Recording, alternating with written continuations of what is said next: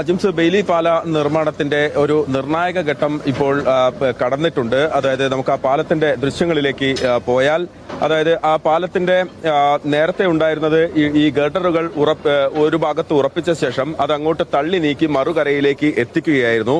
അതിന് ഈ തള്ളി നീക്കാൻ വേണ്ടി അതിന്റെ താഴെ ഒരു റോളർ ഉണ്ടായിരുന്നു. ഇപ്പോൾ ആ റോളർ എടുത്തു മാറ്റി ഈ പാലം നിർമ്മിച്ച് അത് സീറ്റിംഗ് ചെയ്യുന്ന, അതായത് ഉറപ്പിച്ചു നിർത്തുന്ന പ്രവൃത്തിയാണ് നടക്കുന്നത്. അത് അതിന്റെ അവസാന ഘട്ടത്തിലേക്ക് കടന്നു. അതായത് ഏറ്റവും പ്രധാനപ്പെട്ട കാര്യം, പാലത്തിന്റെ ഒരു പ്രധാനപ്പെട്ട കാര്യം, ഒരു പ്രധാനപ്പെട്ട ഏരിയയുടെ പൂർത്തിയായി കഴിഞ്ഞിരിക്കുന്നു. പാലം ഉറച്ചു കഴിഞ്ഞിരിക്കുന്നു.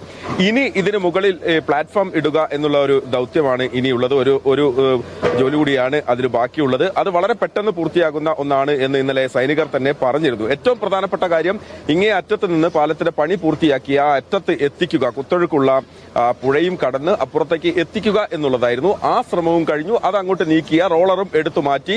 ഇപ്പോൾ പാലം ഉറച്ചു കഴിഞ്ഞിട്ടുണ്ട്. അതിനുമേൽ ഇനി പ്ലാറ്റ്ഫോം ഇടുക, ആ പ്ലാറ്റ്ഫോമിന് മുകളിലൂടെ വാഹനങ്ങൾ മറുകരയിലേക്ക് എത്തിക്കുക എന്നുള്ള ഒരു കാര്യമാണ് ചെയ്യാനുള്ളത്. അപ്പോൾ അത് വളരെ ദ്രുതഗതിയിൽ യുദ്ധകാല അടിസ്ഥാനത്തിൽ തന്നെ അത് നടക്കുന്നുണ്ട്. എനിക്കിപ്പോൾ മുഹമ്മദ് അസ്ലം കൂടി ചേരുകയാണ്.